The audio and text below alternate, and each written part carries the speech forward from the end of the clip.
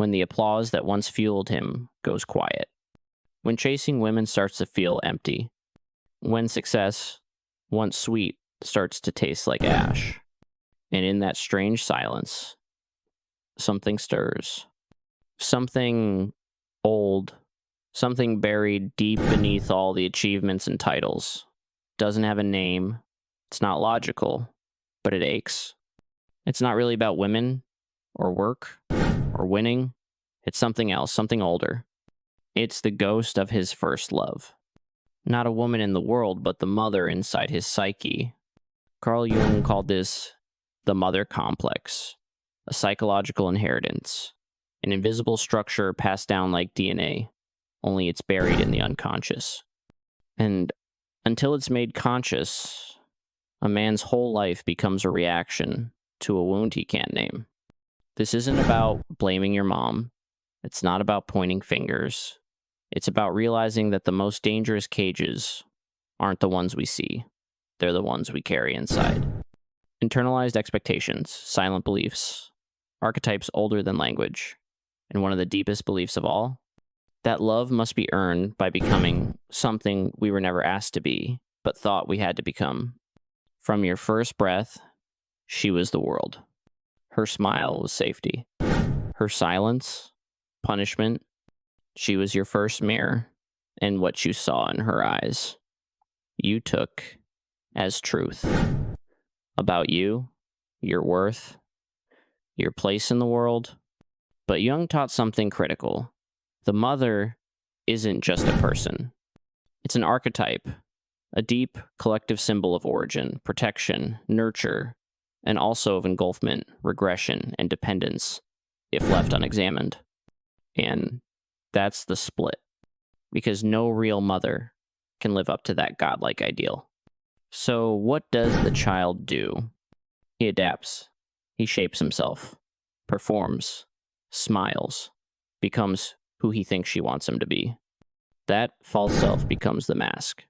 The mask becomes the man. And behind it still lives the boy who's still trying, still aching, still looking for that look, that nod, that warmth. He doesn't chase women for connection. He chases them for repair. He doesn't want intimacy. He wants to be seen like he never was. That's the root. And as Jung said, what is not made conscious will be lived as fate. So the man repeats the pattern. He's drawn to coldness, to silence, to distance, not because he likes it, but because it feels like home. He self-sabotages right before the win. It collapses under feminine disapproval. Not because he's weak, but because part of him still believes her gaze determines his right to exist. And here's the part most men never want to face. You cannot become whole until you break the illusion. You cannot become your own man until you step out of your mother's orbit. Jung didn't mean literally kill the mother. He meant differentiate. See her not as perfect, not as evil, but as a woman, a human being, flawed, hurt, shaped by her own shadow. Until you do that, you're not loving her, you're worshiping an idea or fighting a ghost. Both are illusions. Both will keep you stuck. So ask yourself, are you really living your life? Or are you still trying to prove your worth to a woman who hasn't been watching for years? This isn't self-help, it's soul surgery. Every time you feel irrational guilt, every time rejection paralyzes you, every time you overgive in a relationship, that's not the man in you acting. That's the child. Still hoping, still performing, still aching to be chosen. But healing doesn't come from being chosen. It comes from choosing yourself and letting go of the sacred expectation that the one who gave you life could also give you identity. She can't. That's your job now. Because the man who hasn't made peace with the inner mother, he doesn't date, he reenacts. He doesn't lead, he compensates. He doesn't love, he begs. Not openly, but silently. Through gestures, through sacrifice, through chasing someone to finish a story he never got closure on. What haunts him isn't a woman, it's a projection. Jung taught that when we don't integrate what's inside us, we project it outward. And nothing is more magnetic to an unexamined man than the feminine, not as a partner, but as a mirror. So he sees her not as she is, but as her, the mother, the warmth, the ache. And no woman can bear that weight. He needs her to heal him, to complete him, to forgive him for what he doesn't even know. And worst of all, he never says it, because boys don't ask, they wait. And when she doesn't deliver what even his own mother couldn't, he feels abandoned all over again. Not by her, but by the wound she reopened. And so the cycle continues. The man trapped in a loop Jung warned us about, where love becomes a sacrifice, where relationships are altars, where he bleeds out trying to recover something that never existed. The perfect mother, the one who would have seen him, the one who could have made it all okay. So now, the question becomes, how long will you confuse love with salvation? How long will you keep seeing the women in your life through the eyes of a little boy? Because as long as the mother archetype inside you is either idealized or demonized, you're not seeing her or yourself. And until that shifts, you'll mistake intimacy for need. You'll confuse sex with healing. You'll interpret silence as rejection. You'll treat abandonment like destiny. But Jung left us a brutal kind of truth. The feminine must be reclaimed, not repeated. And to do that, a man must descend into himself. He must go where he buried the pain, not to punish his mother, but to retrieve his soul. This is what Jung called individuation. Not perfection, but integration. Turning unconscious patterns into conscious choice. So what does this mean for you? It means that as long as you avoid the wound, you'll keep looking for the world to mother you. But the world doesn't mother men. It tests them. It breaks them until they become their own protectors, until they father themselves, until they break the ancient loyalty to pain that never served them. In that process, it's not beautiful. It's not poetic. It's disorienting. Because the moment you stop looking for your mother in women, you'll feel alone. Not because you are, but because for the first time in your life, you're standing in the silence she used to fill. And it's in that silence that the man begins to form. You think you're stuck because you're lazy. You think you haven't succeeded because you lack discipline. But what if the truth is darker? What if you're not failing, you're being loyal? Jung observed that the unconscious doesn't operate by logic, it runs on myth.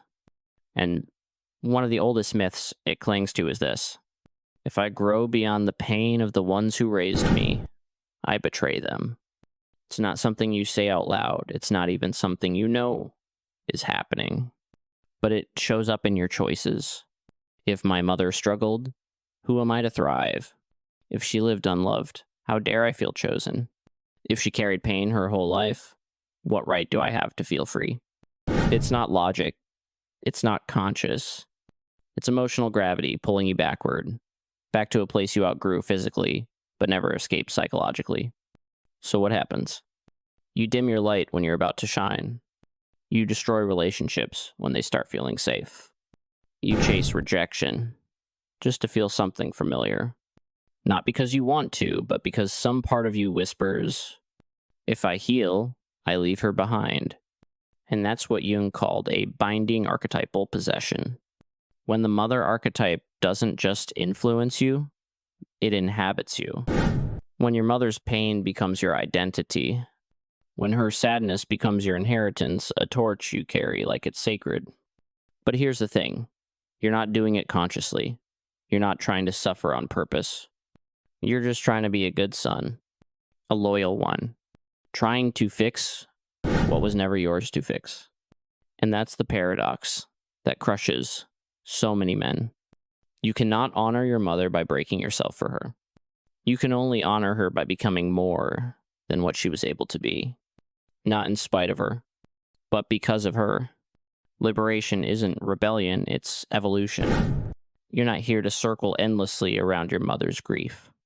You're here to break the cycle, to go beyond it, to live out what went unlived in her. That's not betrayal. That's maturity. That's the beginning of becoming an adult.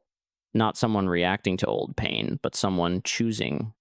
So if you find yourself shrinking when things go well, if you self-sabotage the moment love starts to feel real, if you avoid joy, peace, or power, ask yourself the question most men never do. Who am I betraying by being happy? And when the answer comes, and it will come, you'll know where your wound lives. But here's the truth you need to tattoo into your soul. Her pain is not your destiny. Yes, she gave you life. But what you do with that life, that's your offering back to her. You're not here to repeat her story. You're here to complete it. Not by carrying her wounds, but by transcending them. So one day, when you look in the mirror, you no longer see her sorrow. You see her sovereignty. There's a kind of loneliness that no one talks about. The kind that lives inside a man who's abandoned himself. He wakes up. He performs. He smiles when expected. But beneath it all, there's a child curled up in the corner of his own psyche. Unseen. Unheard. Still waiting for warmth that never came. Jung said what we don't make conscious doesn't disappear. It becomes fate. And the fate of the unhealed man is this. He becomes what he needed, but never received. Not for others. For himself. He becomes the father who never showed up. The mother who never soothed. But in all the wrong ways. He tells himself to tough it out when what he really needs is tenderness. He pushes through exhaustion when he needs to rest. He mocks his own emotions, laughs off his own sadness, judges himself for the very feelings he would soothe in someone else. He becomes his own critic, his own punisher, his own distant parent. This is the final form of the mother complex, emotional self-abandonment. And it's not just about what she did. It's about how you learn to treat yourself in her voice. Her disapproval, still echoing in your head, but now it speaks in your voice. Jung called this the wounded inner mother, the part of the psyche that governs your self-worth, your sense of safety, and the quality of your relationships. So what do most men do? They run. They distract themselves with hustle, with dating, with noise. But no matter how far they go, the same question follows. Why do I feel empty even when I do everything right? And the answer is, because you left yourself. You abandoned your own soul, trying to earn a love that was never yours to earn. You gave up your softness, your sensitivity, your joy. Why? Because you were taught either by words or by silence that your needs were too much. Your sadness? Inconvenient. Your tenderness? Weakness. But here's what Jung would whisper to you now, and it's something most men need to hear with trembling hands. The privilege of a lifetime is to become who you truly are, not who you were told to be, not who she needed you to be, not who you became to feel safe, but who you were before the mask. And to return to that self, to that man, you don't need more toughness. You need compassion, not pity, not softness, but the courage to sit with your pain, to witness it, not fix it, not justify it, not run from it, just be with it. That's how you begin to father yourself. That's how the healing starts. Not from someone saving you, but from you returning to the places you left behind and choosing not to abandon yourself again. It's not a gentle path. It's brutal. Because when you stop abandoning yourself, you're forced to feel the grief you've been running from your whole life. But inside that grief is your redemption. Because the moment you say to yourself, I see you, I will not leave you again, something shifts. You stop living as an echo of your childhood. You stop begging for love to find you. You stop performing for the approval of a ghost. And for the first time, you come home. Not to her, to you. The truth is, you've spent your life trying not to become your father. But in silence, you became a prisoner to your mother. Not because you chose it, but because it was passed down. And the tragedy isn't that she failed you. The tragedy is that you kept her voice alive in your mind long after she left the room. Jung understood what many modern men don't. Healing isn't rebellion. It's separation with love. So separate with love. Like, share, and subscribe.